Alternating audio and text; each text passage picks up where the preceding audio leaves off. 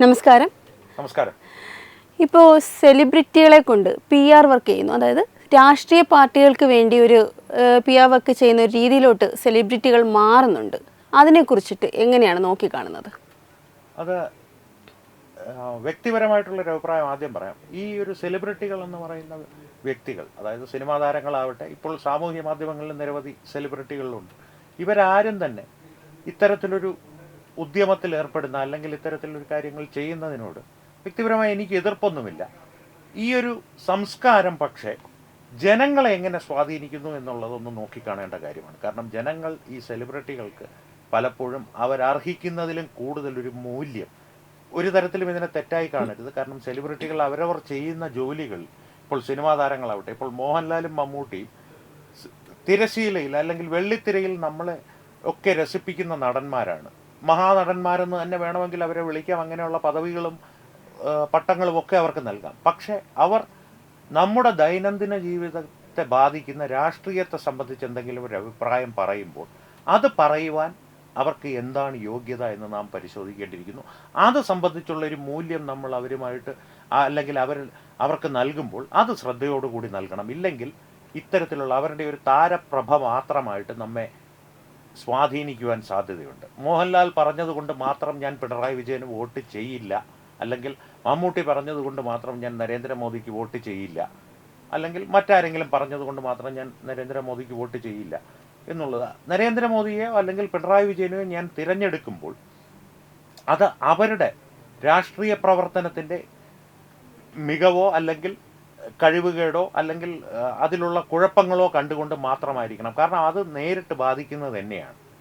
മോഹൻലാലോ മമ്മൂട്ടിയോ പണം വാങ്ങിയോ അല്ലാതെയോ ചെയ്യുന്ന ഇത്തരത്തിലുള്ള പരസ്യപ്രചാരണങ്ങൾ അവർക്ക് പ്രയോജനപ്രദമായിരിക്കും. അതിനൊരു താരപ്രഭ കാരണം ഒരു അല്പനേരം തിരശീലയിലോ അല്ലെങ്കിൽ വെള്ളിത്തിരയിലോ കാണുവാൻ നമുക്കും ഒരു ഉത്സാഹജനകമായിരിക്കും. പക്ഷേ ആത്യന്തികമായി അത് ബാധിക്കുന്നത്, അതിനനുസരിച്ച് അല്ലെങ്കിൽ ആ ഒരു പ്രചാരണത്തിനനുസരിച്ച് എടുക്കുന്ന തീരുമാനങ്ങൾ ബാധിക്കുന്നത് എൻ്റെയും നിങ്ങളുടെയും ഒക്കെ സാധാരണ ജീവിതങ്ങളെയാണ്. അതുകൊണ്ട് അവരുടെ പരസ്യങ്ങൾക്ക് എന്ത് മൂല്യം നൽകണമെന്നുള്ള തീരുമാനം നമ്മുടേത് മാത്രമായിരിക്കണം. അതാണ് അതിനെ സംബന്ധിച്ച് ആദ്യമായി പറയാനുള്ളത്. പിന്നെ ഈ ഒരു സെലിബ്രിറ്റി സംസ്കാരം എന്ന് പറയുന്നത് ഇപ്പോൾ പലരും പറഞ്ഞു കാണുന്നു ഇതൊരു പുതിയ ഒരു എന്താ പറയുന്നത് ഒരു ഉയർത്തെഴുന്നേൽപ്പെന്നതിൻ്റെ ഒരു പുതിയ രീതിയാണ് ഈ സെലിബ്രിറ്റി കൾച്ചർ എന്ന് പറയുന്നത് എന്നാണ് പലരും പറഞ്ഞു കാണുന്നത്.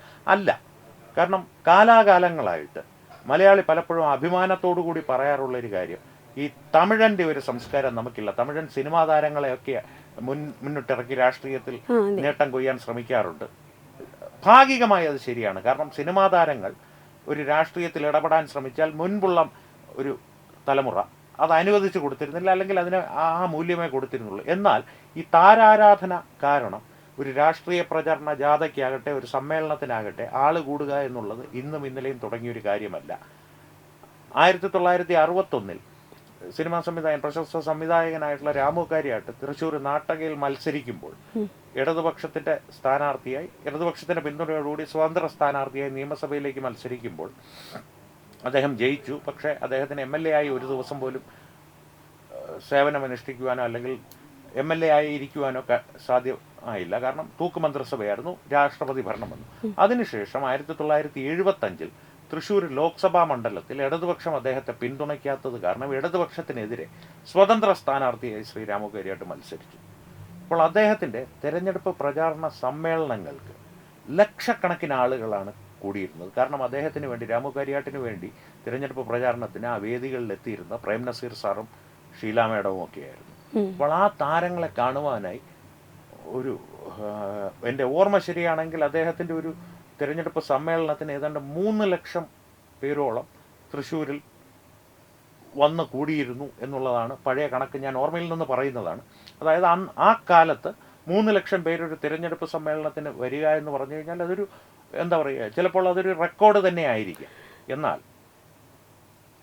തിരഞ്ഞെടുപ്പിൻ്റെ ഫലം വന്നപ്പോൾ ഏതാണ്ട് 6700 വോട്ടുകൾ മാത്രമാണ് അദ്ദേഹത്തിന് കിട്ടിയത്. 3ഓ 4ഓ സ്ഥാനക്കാരനായി അദ്ദേഹം ഒതുങ്ങിപ്പോയി. അതുകൊണ്ട് തന്നെ ഈ താരാരാധന അന്നുമുണ്ട്. പക്ഷെ താരാരാധന എവിടെ അതിനൊരു വരച്ച് അതിനെ ആ വരയ്ക്ക് അപ്പുറം നിർത്തണമെന്നുള്ള കാര്യത്തിൽ മുൻ തലമുറയ്ക്ക് കുറച്ചും കൂടി വ്യക്തമായൊരു തെളിമ അവരുടെ ചിന്തകളിൽ ഉണ്ടായിരുന്നു എന്ന് പറയേണ്ടി വരും. പക്ഷേ ഇന്നത്തെ കാലത്ത് ആ തെളിമ ഉണ്ടാവാത്തതിന് പല കാരണങ്ങളുണ്ട്. ഒന്ന് ഈ സാമൂഹ്യ മാധ്യമങ്ങളുടെ ഒരു വരവാണ്.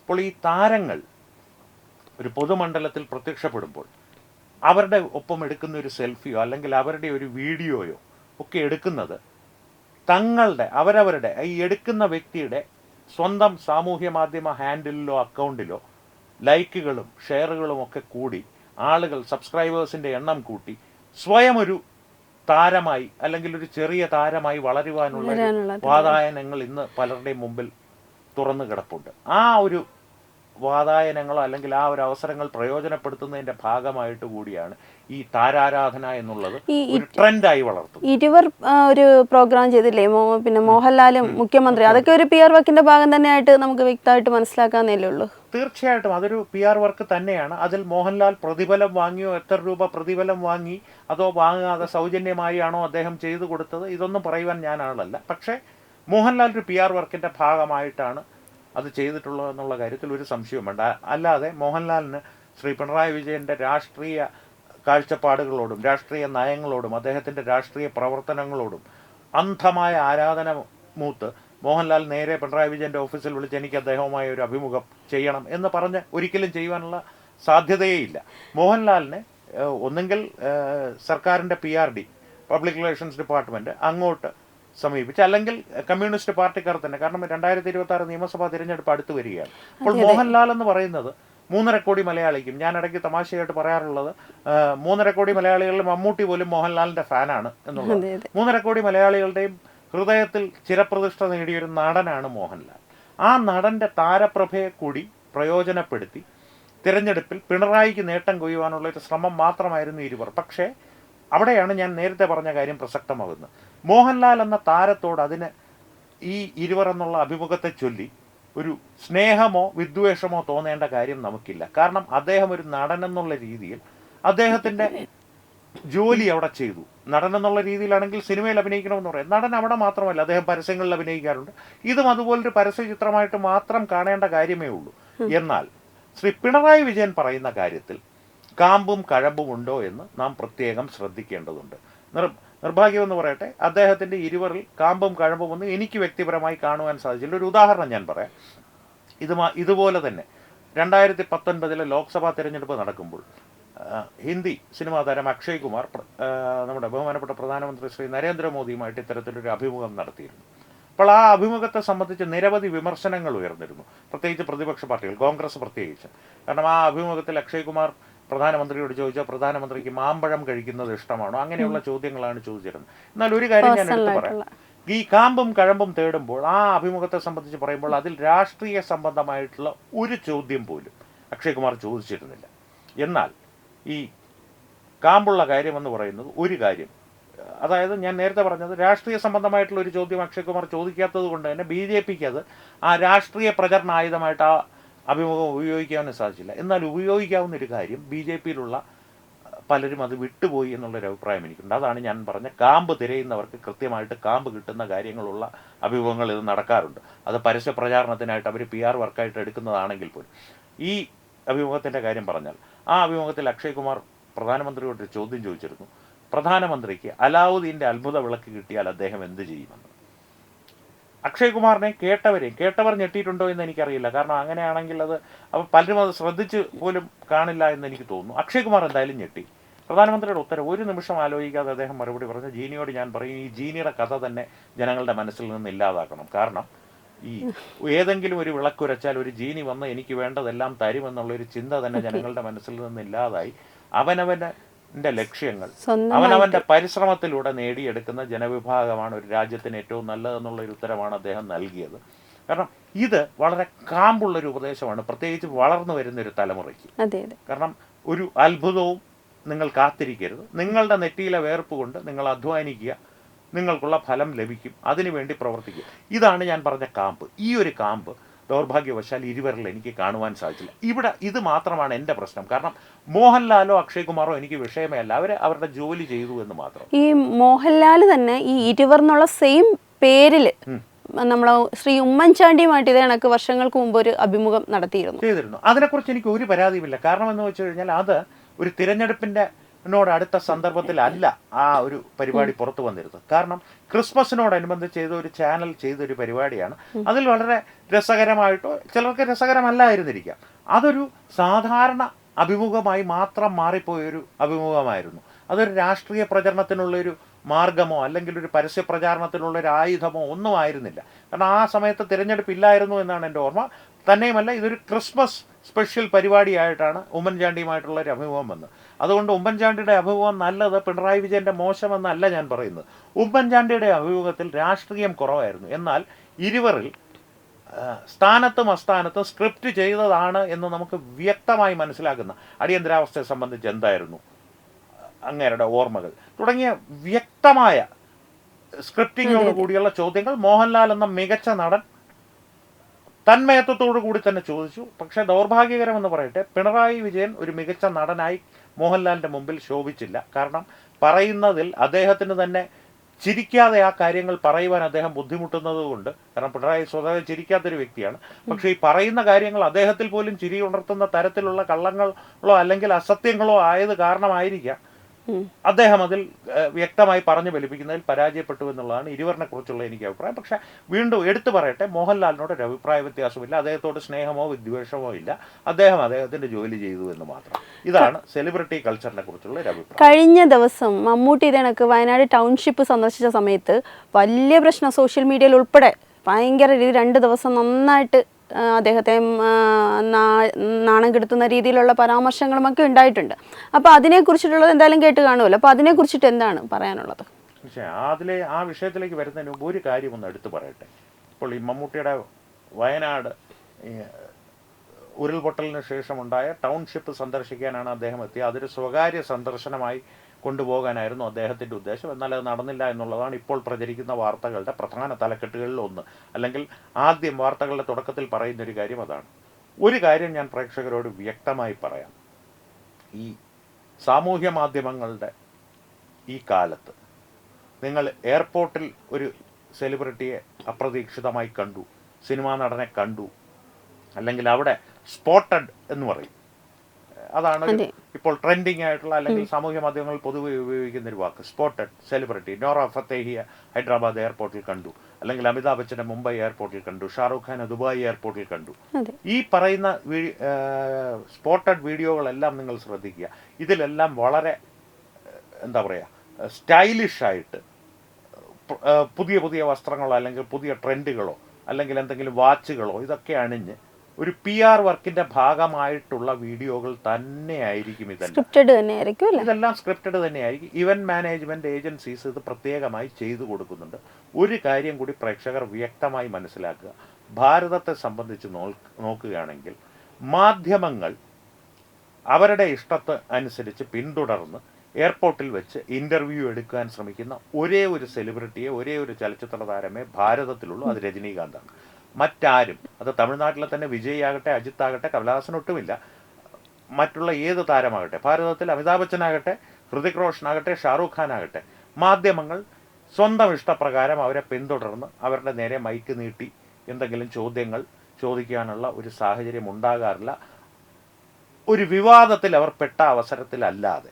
രജനീകാന്തിനെ സംബന്ധിച്ച് അദ്ദേഹത്തിൻ്റെ പോയസ് ഗാർഡനിലെയോ അല്ലെങ്കിൽ ECR റോഡിലെയോ വീടുകളിൽ നിന്ന് എയർപോർട്ടിലേക്ക് പോകുന്നത് ശ്രദ്ധിക്കാനായി ആളുകളെ അദ്ദേഹത്തിൻ്റെ വീടുകളുടെ മുമ്പിൽ നിർത്തിയിട്ടുണ്ട്. ഇപ്പോൾ അദ്ദേഹം ECR ഗാർഡൻസിലാണ് താമസം, പോയസ് ഗാർഡനിലല്ല, ECRലാണ് താമസം. അവിടുന്ന് അദ്ദേഹം പുറത്തിറങ്ങുമ്പോൾ കൃത്യമായ വിവരങ്ങൾ ചെല്ലുകയും എയർപോർട്ടിൽ അദ്ദേഹത്തെ കാത്തു നിൽക്കുകയും ചെയ്യുന്ന സംഭവം ഉണ്ടാകാറുണ്ട്. അതുകൊണ്ട് തന്നെ രജനീകാന്തിൻ്റെ ഇത്തരത്തിലുള്ള ക്ലിപ്പുകൾ നിങ്ങൾ ശ്രദ്ധിക്കുക. അതൊരു മാധ്യമങ്ങൾക്ക് കൊടുക്കുന്ന ഇൻ്റർവ്യൂ പോലുള്ള ക്ലിപ്പുകളായിരിക്കും. അല്ലെങ്കിൽ അദ്ദേഹം ഈ പറയുന്നത് പോലെ കൃത്യമായിട്ട് മറ്റേ പുതിയ ബ്രാൻഡഡ് അല്ലെങ്കിൽ കസ്റ്റം മെയ്ഡ് സ്യൂട്ടൊക്കെ അണിഞ്ഞു വരുന്ന സ്റ്റൈലൈസ്ഡ് ഇതൊന്നും ആയിരിക്കില്ല. അദ്ദേഹത്തിൻ്റെ സാമാന്യ രൂപത്തിൽ, അദ്ദേഹം വിഗൊന്നും വയ്ക്കാതെയുള്ള സാമാന്യ രൂപത്തിൽ വന്ന് എന്തെങ്കിലും ഒരു അപ്പോൾ ശ്രദ്ധ നേടിയ എന്തെങ്കിലും ഒരു വിഷയത്തെക്കുറിച്ച് മാധ്യമങ്ങൾ ചോദിക്കും. അദ്ദേഹത്തിന് അറിയാവുന്ന കാര്യമാണെങ്കിൽ അദ്ദേഹം പറയും, ഇല്ലെങ്കിൽ അദ്ദേഹത്തിന് അഭിപ്രായം പറയാൻ താല്പര്യമില്ലെങ്കിൽ തരില്ല എന്ന് പറഞ്ഞിട്ട് ചിരിച്ചിട്ട് അദ്ദേഹം അങ്ങ് പോകും. ഇത് PR വർക്കല്ല, മാധ്യമങ്ങൾ സ്വയമേ ചെയ്യുന്നതാണ്. മറ്റാര്, അത് മോഹൻലാലാകട്ടെ, മമ്മൂട്ടി ആകട്ടെ, അമിതാഭ് ബച്ചനാകട്ടെ, ഇവരെല്ലാം ഈ സ്പോട്ടഡ് എന്ന് പറയുന്ന പരിപാടിയെല്ലാം PR വർക്കിലാണ്. അവർ പൊതുമണ്ഡലത്തിൽ പൊതുസമൂഹത്തിനിടയിൽ പ്രത്യക്ഷപ്പെടുന്നുണ്ടെങ്കിൽ, പ്രത്യേകിച്ച് ഈ സാമൂഹ്യ മാധ്യമങ്ങളുടെ കാലത്ത് അവരുടെ ഓരോ അപ്പിയറൻസും ഓരോ പ്രത്യക്ഷപ്പെടലും കൃത്യമായ പദ്ധതികളോടുകൂടി മുന്നൊരുക്കങ്ങളോട് കൂടിയുള്ളവ മാത്രമായിരിക്കും. ഇനി മമ്മൂട്ടിയിലേക്ക് വന്നാൽ മമ്മൂട്ടി ആരും അറിയാതെ ഒരു സ്വകാര്യ സന്ദർശനത്തിന് അവിടെ എത്തി എന്നുള്ളത് എനിക്കത്ര വിശ്വാസയോഗ്യമായി തോന്നുന്നു. അതും ഇത്രയും വലിയ ഫേമസ് ആയിട്ടുള്ള ഒരു ആർട്ടിസ്റ്റ്, ആളുകൾ ഇത്രയും ആരാധിക്കുന്ന ഒരാൾ, അതുമല്ല ഇപ്പൊ ഒരു അസുഖമൊക്കെ കഴിഞ്ഞിട്ട് വന്നൊരു സ്ഥിതിക്ക് അദ്ദേഹത്തിന്റെ ഓരോ ചലനങ്ങളും മാധ്യമങ്ങൾ ശ്രദ്ധിക്കുന്നുണ്ട്. അപ്പൊ ഈ സമയത്ത് എന്തായാലും അദ്ദേഹം അറിയാതെ വന്ന് സ്വകാര്യ സന്ദർശനത്തിന് വന്നെന്ന് പറഞ്ഞാൽ ഒട്ടും വിശ്വസിക്കാൻ പറ്റൂല സാധാരണക്കാർക്ക് ആർക്കും. തീർച്ചയായിട്ടും. അത് മാത്രമല്ല, അതിന്റെ കൂടെ 2-3 ഘടകങ്ങളുണ്ട് ഇങ്ങനെ എന്നെ ചിന്തിക്കുവാൻ പ്രേരിപ്പിക്കും. മമ്മൂട്ടിയുടെ സ്വകാര്യ സന്ദർശനത്തിന് അനുകൂലമായ ഏക കാര്യം അദ്ദേഹം ഒരു ഞായറാഴ്ചയാണ് ആ സന്ദർശനത്തിൽ തിരഞ്ഞെടുത്തത്. എന്നാൽ അതിന് പ്രതികൂലമായ പല ഘടകങ്ങളും അവിടെയുണ്ട്. ഒന്ന്, മമ്മൂട്ടിയെ പോലൊരു നടൻ അവിടെ വന്നെത്തുക, പ്രത്യേകിച്ച് ഇത്തരമൊരു സാഹചര്യത്തിൽ മമ്മൂട്ടിയുടെ ഒരു നിഴൽ എവിടെയെങ്കിലും കണ്ടാൽ മാധ്യമങ്ങൾ ഇപ്പോൾ കൂടും. പ്രത്യേകിച്ച് അദ്ദേഹം അതിൽ പറഞ്ഞതുപോലെ ഈ അസുഖത്തിൽ നിന്നൊക്കെ മുക്തനായി വീണ്ടും പൊതുമണ്ഡലങ്ങളിലേക്ക് വന്നുകൊണ്ടിരിക്കുക, പതിയെ ആക്റ്റീവ് ആയിക്കൊണ്ടിരിക്കുന്ന ഒരു സമയത്ത്. മറ്റൊരു കാര്യം, അദ്ദേഹം ഈ ഞായറാഴ്ച തിരഞ്ഞെടുത്തു എന്ന് പറഞ്ഞല്ലോ. പലരും പറയുന്നത് മാധ്യമങ്ങളുടെ ഒരു പട അവിടെ അദ്ദേഹം എത്തുമ്പോൾ തന്നെ ഉണ്ടായിരുന്നു. കാരണം കമ്മ്യൂണിസ്റ്റ് പാർട്ടിയുടെ ദേശീയ അധ്യക്ഷൻ MA ബേബി ആ ടൗൺഷിപ്പ് സന്ദർശിക്കുന്നുണ്ടായിരുന്നു. കമ്മ്യൂണിസ്റ്റ് പാർട്ടിയുമായി ഇത്രയും അടുത്ത ബന്ധമുള്ള മമ്മൂട്ടിക്ക്, അതും കൈരളി ടിവിയുടെ പേട്രനാണ് അദ്ദേഹം, ചെയർമാൻ അദ്ദേഹം തന്നെയാണെന്ന് തോന്നുന്നു ഇപ്പോൾ. അദ്ദേഹം ഇത്രയും ബന്ധമുള്ളൊരു അദ്ദേഹത്തിന് MA ബേബിയുടെ സന്ദർശനത്തിനെ കുറിച്ച് മുൻകൂട്ടി അറിവില്ലായിരുന്നു എന്നുള്ളത് ഒരിക്കലും സമ്മതിച്ചു തരാൻ സാധിക്കില്ല. അപ്പോൾ മാധ്യമങ്ങൾ പോകട്ടെ എന്ന് കരുതി അദ്ദേഹം അവിടെ പുറത്ത് കാത്തു നിന്നു, മാധ്യമങ്ങളെ ഒന്നും അറിയിക്കാതെ എന്ന് പറയുന്നുണ്ട്. അതും വിശ്വാസയോഗ്യമല്ല. കാരണം മമ്മൂട്ടി കേരളത്തിലെ പൊതുമണ്ഡലങ്ങളിൽ കഴിഞ്ഞൊരു 50 വർഷങ്ങളെങ്കിലുമായി വളരെ കൃത്യതയോടുകൂടി സജീവമായി ഇടപെടുന്ന ഒരു വ്യക്തിയാണ്. അദ്ദേഹത്തിന് ഒരു കാര്യം ഉറപ്പായിട്ടും അറിയാം, ഇത്രയധികം മാധ്യമങ്ങൾ, പ്രത്യേകിച്ച് ദൃശ്യമാധ്യമങ്ങളുടെയും സാമൂഹ്യ മാധ്യമങ്ങളുടെയും ഇക്കാലത്ത് ഇത്രയധികം മാധ്യമ പ്രവർത്തകർ അവിടെ തടിച്ചുകൂടിയിരിക്കുന്ന ഒരു അവസരത്തിൽ അദ്ദേഹത്തിൻ്റെ സാന്നിധ്യം, അതായത് മമ്മൂട്ടിയുടെ സാന്നിധ്യം വയനാട്ടിൽ എവിടെയെങ്കിലും ഉണ്ടെങ്കിൽ അതിൽ ആർക്കെങ്കിലും ഒരാൾക്കെങ്കിലും ആ വിവരം ചോർന്ന് കിട്ടുമെന്നുള്ള കാര്യം മമ്മൂട്ടിക്ക് കൃത്യമായി അറിയാമായിരുന്നിരിക്കും. അതുകൊണ്ട് അദ്ദേഹം ഇതൊരു സ്വകാര്യ സന്ദർശനത്തിന് ആരെയും അറിയിക്കാതെ വന്നു പോകാനാണ് അദ്ദേഹം വന്നത് എന്ന് പറഞ്ഞാൽ അത് വിശ്വാസയോഗ്യമല്ല. അതൊരു തെറ്റായിട്ടല്ല ഞാൻ പറയുന്നത്. ഇനി പ്രധാന വിഷയത്തിലേക്ക് വരാം. അദ്ദേഹം അവിടെ സ്വകാര്യ സന്ദർശനത്തിനോ പരസ്യത്തിൻ്റെ പ്രചാരണത്തിനോ അദ്ദേഹത്തിൻ്റെ ഈ അസുഖത്തിന് ശേഷമുള്ള പൊതുമണ്ഡലങ്ങളിലേക്കുള്ള ഒരു തിരിച്ചുവരവിൻ്റെ ഒരു അടിസ്ഥാനമായിട്ടോ അല്ലെങ്കിൽ അടിത്തറയായിട്ടോ ഇത്തരത്തിലുള്ള പ്രചാരണം ചെയ്യാനായിട്ടാണ് അവിടെ വന്നതെന്ന് തന്നെ ഇരിക്കട്ടെ. അദ്ദേഹത്തിൻ്റെ കൂടെ അവിടുത്തെ ജില്ലാ സെക്രട്ടറി, കമ്മ്യൂണിസ്റ്റ് പാർട്ടിയുടെ ജില്ലാ സെക്രട്ടറി റഫീഖ് ഒട്ടി നടന്നപ്പോൾ അദ്ദേഹത്തിന് അത് ഏതോ തരത്തിൽ അത് അസ്വസ്ഥതപ്പെടുത്തുകയും അദ്ദേഹം റഫീഖിനോട് മാറി നിൽക്കാനോ അങ്ങനെ എൻ്റെ കൂടെ എപ്പോഴും നടക്കണമെന്നില്ല, അദ്ദേഹം സൗമ്യമായിട്ടാണ് പറഞ്ഞത്. അദ്ദേഹത്തിന് പറ്റിയ ഏക തെറ്റ് ഇപ്പോഴത്തെ കാലത്ത് ഈ മൈക്കുകളുടെ സൂക്ഷ്മതയും ക്യാമറകളുടെ കൃത്യതയും കുറിച്ച് അദ്ദേഹം മറന്നുപോയി. കൃത്യമായിട്ട് ആ വാക്കുകളും ആ രംഗവും ഏതോ ക്യാമറ ഒപ്പിയെടുത്തു. അതിൽ മമ്മൂട്ടിയെ കുറ്റം പറയുവാൻ സാധിക്കില്ല. സൂക്ഷിക്കേണ്ടത് റഫീഖായിരുന്നു. കാരണം കൃത്യമായിട്ട് മമ്മൂട്ടിയുടെ ടീമിലുള്ള ആരുമായിരിക്കില്ല ഇതെടുത്ത് പുറകിൽ നിന്ന് ചെയ്തത്. മമ്മൂട്ടിയുടെ ടീം എടുക്കുകയാണെങ്കിൽ കൃത്യമായിട്ട് മമ്മൂട്ടിയുടെ മുൻപിൽ നിന്നുള്ള കൃത്യമായിട്ടുള്ള ഷോട്ടുകളെ എടുക്കുള്ളൂ. ഇത് പിന്നിൽ നിന്നുള്ളൊരു ഷോട്ടാണ് ഈ കാണുന്ന വീഡിയോ. അത് കൃത്യമായിട്ട് റഫീഖിന്റെ കൂടെയുള്ള ആരോ റഫീഖിന്റെ കുതികാല് വെട്ടുവാൻ വേണ്ടിയിട്ട്, അദ്ദേഹം ഒരു നടൻ കൂടിയല്ലേ, അപ്പൊ അദ്ദേഹത്തിന് എങ്ങനെയാണ് നിൽക്കേണ്ടതെന്നുള്ളത് മെയിനായിട്ട് ആളുകള് പല ആരാധകരാണ് ഇന്ന പാർട്ടിന്ന് നോക്കാതെ അല്ലേ. അപ്പൊ അങ്ങനെയുള്ള ചിന്താഗതിയിൽ അദ്ദേഹം നിൽക്കുകയും ചെയ്യും. പക്ഷെ പ്രശ്നം എന്ന് പറഞ്ഞു കഴിഞ്ഞാൽ എന്തോ കാരണം കൊണ്ട്, മമ്മൂട്ടിക്ക് മാത്രം അറിയാവുന്ന ഒരു കാരണം കൊണ്ട് റഫീഖിന്റെ സാമീപ്യം മമ്മൂട്ടിയെ അസ്വസ്ഥതപ്പെടുത്തിയിട്ടുണ്ട്. അപ്പോൾ റഫീഖിനൊരു ഫോട്ടോ കിട്ടുക എന്നുള്ള ഒരു വലിയൊരു കാര്യമായിരിക്കാം മമ്മൂട്ടിയുടെ അടുത്ത് നിൽക്കുന്ന കുറച്ച് സമയത്തേക്കുള്ളത്. അത് മാത്രമല്ല, അതായിരുന്നെങ്കിൽ മമ്മൂട്ടി മമ്മൂട്ടിക്ക് എന്തായാലും റഫീഖ് ആരാണെന്നുള്ളത് കൃത്യമായിട്ട് അറിയാമായിരുന്നു, ജില്ലാ സെക്രട്ടറി ആണെന്നുള്ളത് അവിടെ. കാരണം കമ്മ്യൂണിസ്റ്റ് പാർട്ടിയുടെ ജില്ലാ സെക്രട്ടറി എന്ന് പറഞ്ഞാൽ മറ്റാർക്കും വലിയ വിലയൊന്നും ഇല്ലെങ്കിൽ കമ്മ്യൂണിസ്റ്റ് പാർട്ടിക്കാർക്ക് അത് ആ പ്രാദേശിക ദൈവമാണ്. അപ്പോൾ അതുകൊണ്ട് അറിയിച്ചിരിക്കാം. പക്ഷേ ഒരു ഫോട്ടോയ്ക്ക് മാത്രമായിരുന്നെങ്കിൽ മമ്മൂട്ടി ഒരു 10 ഫോട്ടോ എടുത്തു കൊടുത്തേനെ. റഫീഖ് അവിടെ ജനങ്ങളെ നിയന്ത്രിക്കാനും അവിടെ മാറി നിൽക്കുമോ, അദ്ദേഹം ഒന്ന് കാണട്ടെ എന്ന് പറഞ്ഞിട്ട് നമ്മുടെ തിരുവനന്തപുരത്ത് പറയും റോൾ എടുക്കുക എന്ന് പറയും.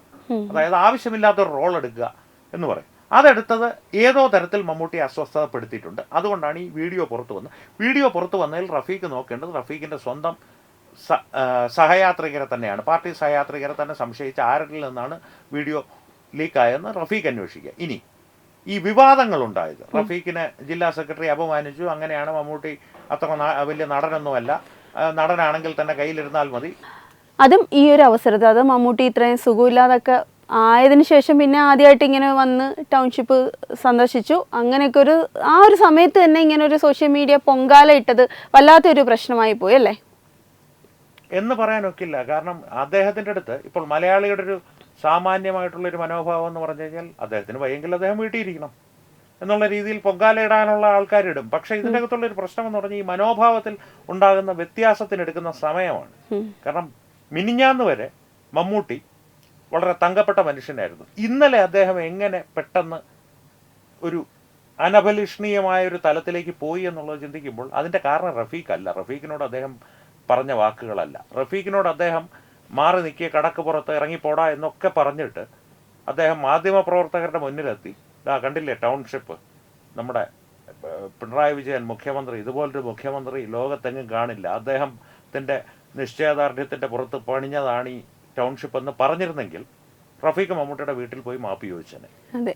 പക്ഷേ സംഭവിച്ചത് മമ്മൂട്ടി മാധ്യമപ്രവർത്തകരുടെ മുമ്പിലെത്തി ഇതൊരു സോഷ്യൽ വെൽത്തിൻ്റെ അടിസ്ഥാനത്തിൽ കെട്ടിപ്പടുത്ത ടൗൺഷിപ്പാണ്, മലയാളി പിണറായി വിജയൻ്റെ ദുരിതാശ്വാസ ഫണ്ടിലേക്ക്, പിണറായി വിജയൻ്റെ അല്ല മുഖ്യമന്ത്രിയുടെ ദുരിതാശ്വാസ ഫണ്ടിലേക്ക് ഏതാണ്ട് 770 കോടി രൂപയോളം സംഭാവന ചെയ്തിരുന്നു വയനാട് ദുരന്തത്തിൻ്റെ പശ്ചാത്തലത്തിൽ. ആ മൂലധനം വെച്ച്, അതായത് മലയാളിയുടെ സാമൂഹ്യ ധനം വെച്ച് കെട്ടിപ്പടുത്തിയൊരു ടൗൺഷിപ്പാണ്.